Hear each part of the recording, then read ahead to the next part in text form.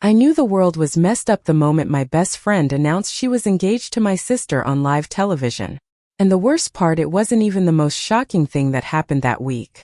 Because the real disaster was that Amber, the woman who had been my whole heart for years, still expected me to apologize for breaking her trust, for ghosting her, for walking away from the wreckage of our friendship turned almost something more. She wanted an apology at the exact moment I finally tasted what it meant to breathe without guilt. And she had no idea I had fallen in love with someone else. It sounds dramatic. It was.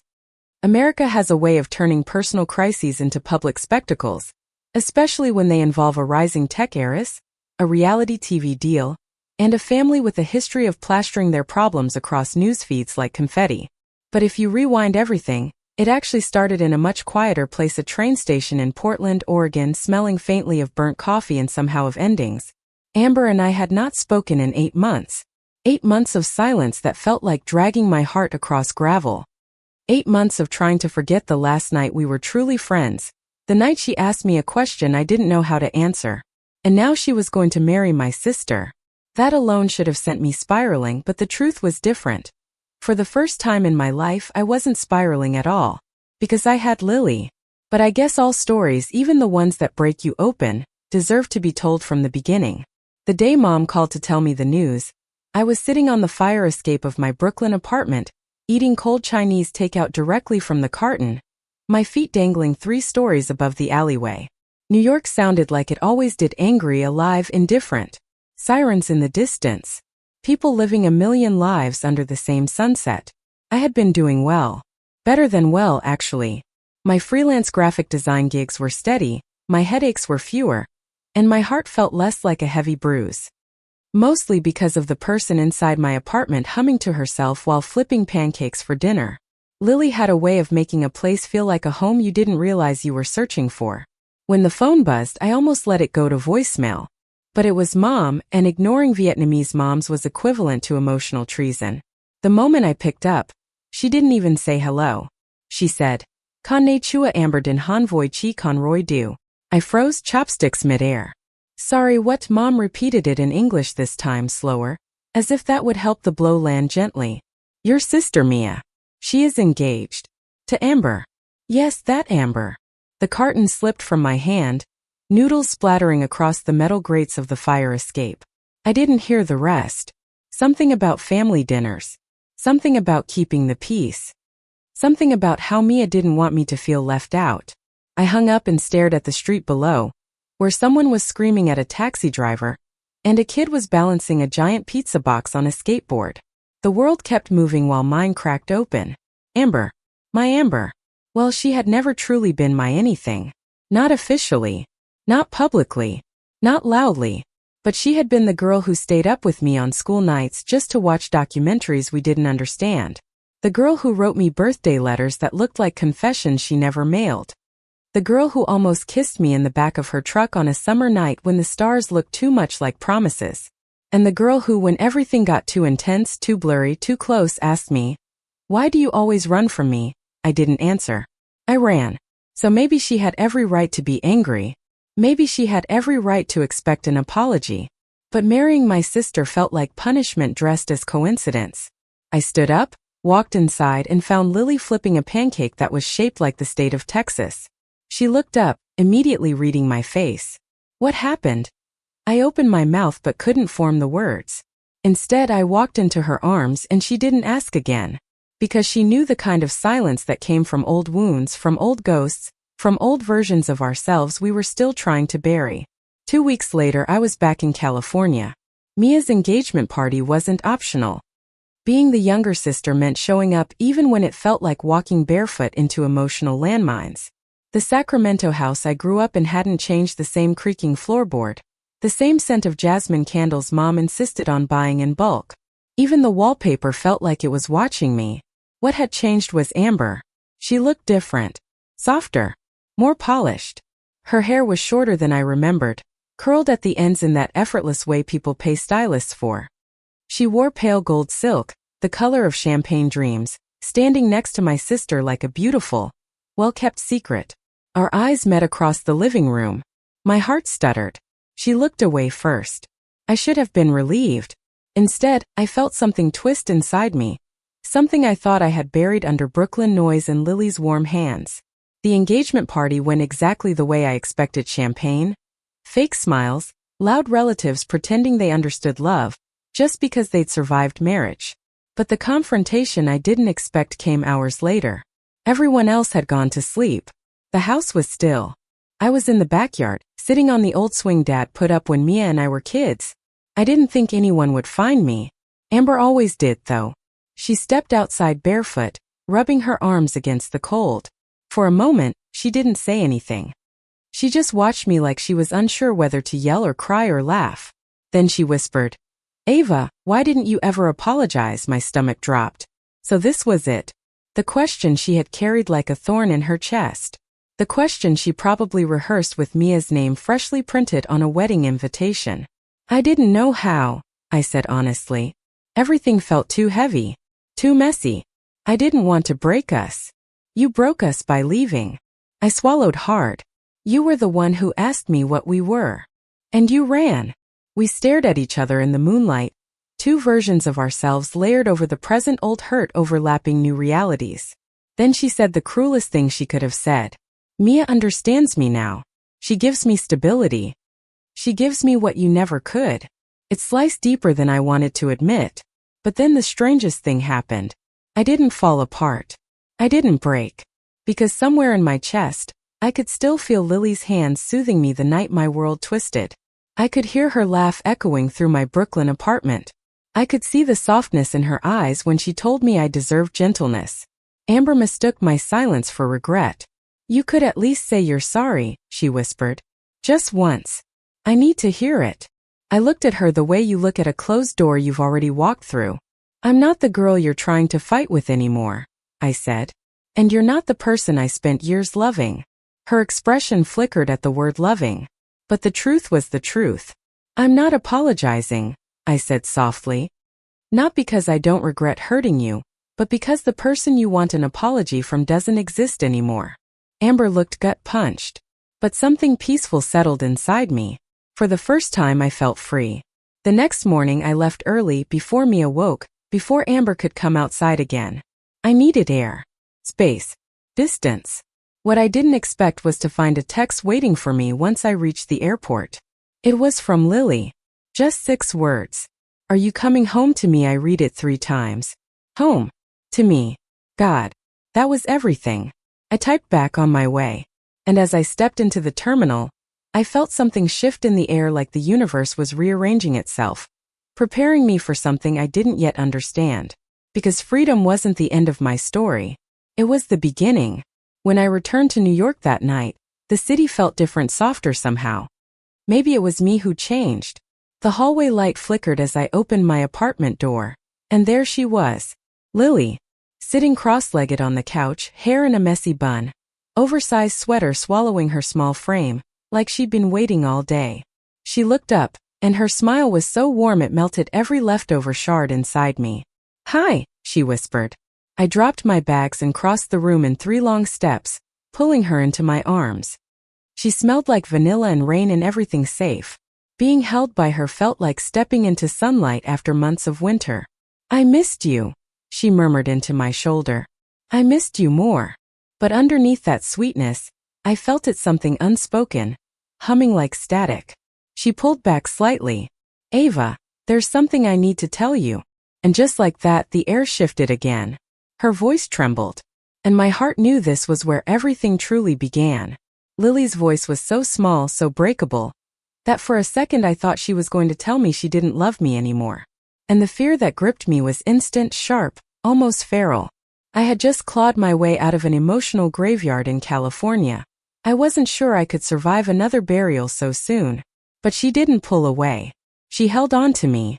Which meant whatever she was about to say, maybe it wasn't meant to hurt me. Maybe it was meant to free her too. I cupped her face gently. What is it, Lily? You can tell me. She took a breath, steadying herself. I saw something while you were gone, she whispered. And I didn't know if I should say anything. I didn't want to add more chaos to what you were already dealing with. My heart thudded unevenly. What did you see? She hesitated, eyes flicking toward the window like she was gathering the courage to face something far bigger than both of us. Ava. I saw Amber. My stomach tightened. She was here. I asked. Lily nodded. She came to the building. She didn't get inside, I didn't let her. But she tried. My mind spun. Amber coming to New York. To my apartment. To me. Why? I whispered. She said she needed to talk to you, Lily replied softly. That she made a mistake. That there were things she should have told you years ago. She swallowed. She asked if I knew where you were. I stepped back a little, the shock cracking through me. She came all the way to New York? During her engagement week. Lily nodded again, her voice steady even though her hands trembled. I told her you were with family, and that she should leave you alone. A wave of protectiveness, gratitude, and something tender enough to make my throat tighten washed over me. I touched her cheek. You did the right thing. She gave a small, shaky smile, but her eyes were still troubled. That's not all, she said quietly. She left something for you. My breath caught. What? Lily walked to the kitchen counter and picked up a small white envelopino name. No decoration, just my heart waiting to be opened. She asked me to give this to you when you were ready, Lily said. I stared at the envelope like it was a ghost come to collect a debt I no longer owed. And yet my fingers twitched, wanting to open it. Wanting to know what undercurrents still pulled between Amber and me. Fragile but real. But Lily's presence grounded me. Do you want to open it? She asked. I shook my head. Not yet, I whispered. Not until I understand why she's doing this. Lily stepped closer, her eyes soft. I think she's scared. I huffed out a humorless laugh. Amber? Scared? She's always been the most fearless person I know. Lily shook her head gently. No. She's the type who pretends she's fearless. That's not the same thing. I stared at her. Really stared, and I realized something. Lily understood people in a way that felt like sunlight slipping under locked doors. I took her hand and led her toward the couch. We sat down, knees touching, breaths mingling. Thank you for telling me, I said quietly, even though it must have felt complicated. It did, she admitted. But I trust you, Ava. I trust us. Something warm unfurled inside me. Trust. God, what a simple, aching, beautiful word. I thought back to the years with Amber, how everything felt like walking on emotional eggshells. How easily we misread each other. How quickly the unspoken turned into a chasm. With Lily it wasn't like that. There was no guessing. No games. No blurry lines. Just truth. And warmth. And two hearts learning how to meet in the middle. I leaned my head on her shoulder. What were you afraid I'd say? I asked. She hesitated. I was afraid that seeing Amber again, even indirectly, would pull you back into the past. My chest tightened. And suddenly I knew exactly what I needed to say. Lily, I whispered, lifting my head so she could see I meant every word. The past is a door I closed. You are the one I open new ones with. Her eyes softened with relief. With affection. With something so deep it nearly unraveled me. She exhaled shakily and then crawled into my lap, curling up as naturally as breathing. I held her, feeling every ounce of tension melt from her body. You're the calm after the storm, you know that? I murmured into her hair. She smiled against my collarbone. And you, she whispered. You're the reason I learned storms don't last forever. The next morning I woke to sunlight streaming across the apartment, dust floating like soft glitter in the air. Lily was still asleep beside me, her hand resting on my stomach, her breath slow and peaceful. For a moment I just lay there memorizing her. Because she was the kind of person you wanted to remember in detail. Her hair splayed messily over the pillow. Her lips slightly parted. Her face soft and unguarded. I slipped out of bed quietly, careful not to wake her, and padded into the kitchen. The apartment felt still, almost serene, like a rare pause in the whirlwind of everything. I made coffee, the rich smell filling the air, and stared again at the white envelope on the counter. Amber's handwriting was unmistakable. Even without seeing her name, my body recognized the slant of the letters, the pressure of the pen, the history trapped in ink. Picked it up. Held it. Then put it down. Not yet. Not when my heart still felt exposed from last night. But fate apparently didn't care about my timing. because 10 minutes later my phone buzzed. It was Mia. A single message. We need to talk. It's about Amber. I stared at the screen, pulse quickening. Nothing good ever followed those words. Still, I stepped into the living room and answered the call. Hey, I said cautiously. Mia didn't waste time. Did Amber go to New York? I froze. She might have, I said slowly. How did you? She left the house last night and didn't tell anyone where she was going, Mia said, voice tight. When she came home this morning, she looked shaken, and she wouldn't tell me anything. She just said she made a mistake. My breath hitched. What kind of mistake? I don't know, Mia said. But Ava, I need you to be honest with me. A beat. Are you two starting something again? I closed my eyes. No, I said firmly. Mia, I swear to you, Amber and I aren't anything anymore. There was silence on the other end. Not trusting silence. Worried silence. Then Mia spoke again, softer this time. Ava. She called off the engagement. My heart stuttered. What? She said she couldn't marry me until she talked to you, Mia whispered. She said she owed you the truth. The air left my lungs. The truth about what? I asked. Another quiet beat. I think it's about why you two fell apart, Mia said. And why she never let herself move on completely. My hands tightened around the phone. Mia, I'm so sorry. Don't apologize, Mia said quickly. I'm not calling to blame you. I'm calling because I need to understand what's going on. I swallowed hard. I'll talk to her, I said. Thank you, she murmured. Please, be gentle with her. She's hurting. When the call ended, I sat down slowly on the couch, the world tilting just enough to make my stomach knot. Amber had called off the engagement. For me. Because of me. Lily appeared in the doorway, rubbing sleep from her eyes. She looked at me, then at the envelope, then back at me. What happened? She asked softly. I opened my mouth. But before I could speak, tears I didn't even know I'd been holding back brimmed over. And Lily rushed to me, sinking beside me, pulling me against her chest. I've got you, she whispered. No matter what this is, I've got you. And for the first time I let myself cry, not because I still loved Amber, but because untangling yourself from your past was painful even when you didn't want it back. An hour later, after calming down enough to breathe normally again, I finally picked up the envelope. Lily sat close, silent but steady, a comforting presence that made the moment less terrifying. My fingers trembled as I opened the flap. Inside was a single sheet of paper.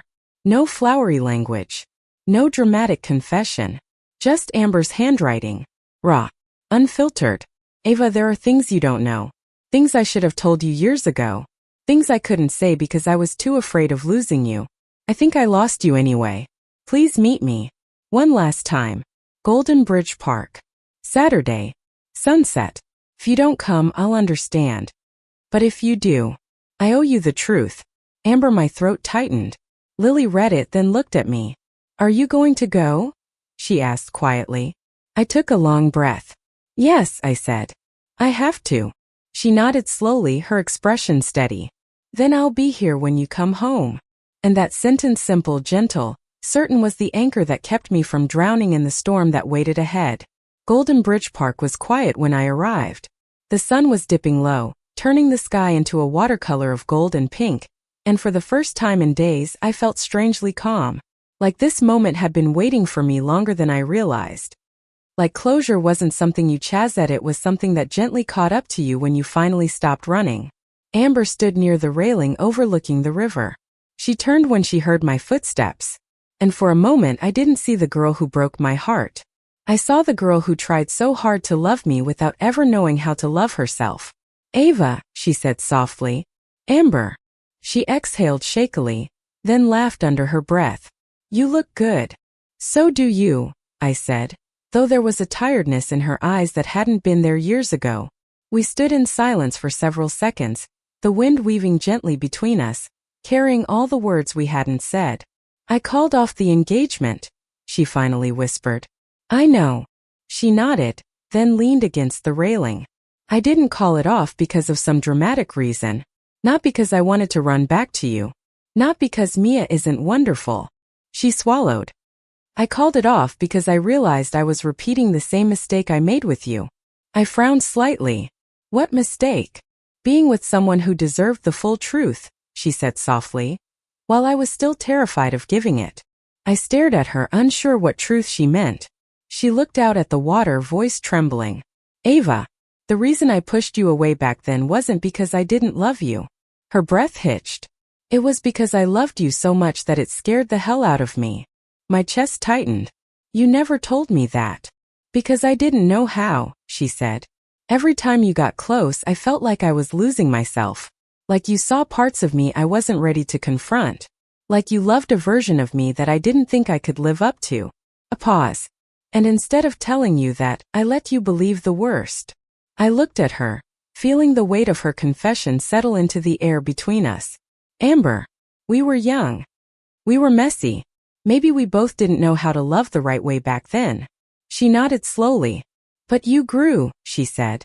You found someone. Someone who sees you and doesn't let fear get in the way. Her eyes softened. Lily seems. Good for you. Shock flickered through me. You know about Lily? She gave a sad smile. I'm not blind, Ava. And when I saw you in New York, you were different. Lighter. Happier. Her voice cracked. I never made you look like that. My throat tightened, but not painfully. Not like it once did. More like the soft ache of understanding. Amber, I said gently, you don't have to compare yourself to anyone. I do, she whispered, because I kept thinking I'd move on and be okay. But the truth is, I never forgave myself for hurting you. And the guilt became the foundation for every relationship I had after. Even with Mia. There was a heaviness in her voice, not the dramatic kind, but the honest kind. The kind that comes when you finally say the thing you've buried for too long. I'm sorry, she said. Not because I want you back, but because you deserved better than the half-love I gave you.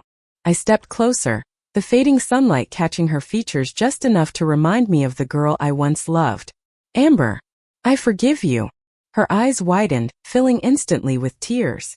You do. I nodded. Because I forgave myself too. For staying too long. For loving too hard. For losing myself in someone else's shadow. Amber let out a breath that sounded like release, like she'd been holding it for years. Thank you, she whispered. I needed to hear that more than you know. We stood quietly again, but the silence felt different now. Not strained. Not heavy. Just done. She wiped her eyes and laughed weakly. I hope Lily knows she hit the jackpot. She does, I said with a smile. And so did I. Amber nodded, her smile finally reaching her eyes. I'm glad you're happy, she said. Really? For what it's worth, I replied softly. I hope you find someone who loves you without fear. And I hope you let them. Her breath trembled in her chest. I think I will, she whispered. For the first time. I actually believe I can. We hugged short, gentle, and full of the soft ache of endings that don't hurt anymore. When I pulled back, I felt lighter. After years of carrying invisible weight, I finally let it go. Amber turned to leave, pausing to glance back one last time. Goodbye, Ava. Goodbye, Amber. And then she walked away, her silhouette fading into the golden glow of sunset, like a memory finally finding its place in the past. When I got home, Lily was sitting on the couch with her knees pulled to her chest, trying and failing not to look worried. The moment she saw me, her whole face softened. You're back, she breathed. I promised I'd come home, I said. She stood slowly, searching my expression. How did it go? I stepped closer, wrapping my arms around her waist. It's over, I said. Really over. Relief flooded her eyes, so pure it made my heart swell. She cupped my face, her thumbs brushing my cheeks tenderly. Are you okay? She whispered. I am now. She smiled, warm, steady, full of the kind of love that rebuilds instead of burns. I missed you, she murmured. I leaned in, my forehead resting against hers. I missed you too. We kissed slowly, gently, like two souls recognizing home in each other. And in that moment I realized something with absolute clarity. Lily wasn't my escape from the past. She was my future. Our future. Later that night, wrapped in her arms, the city quiet outside our window, she whispered. Do you feel free now? I tangled my fingers with hers. Yes, I said softly. Because I chose myself. And I chose you. She kissed my shoulder. Good, she whispered. Because I'm not going anywhere. And for the first time in a very long time I believed it. Thank you for listening. Like and subscribe to get notifications about next videos.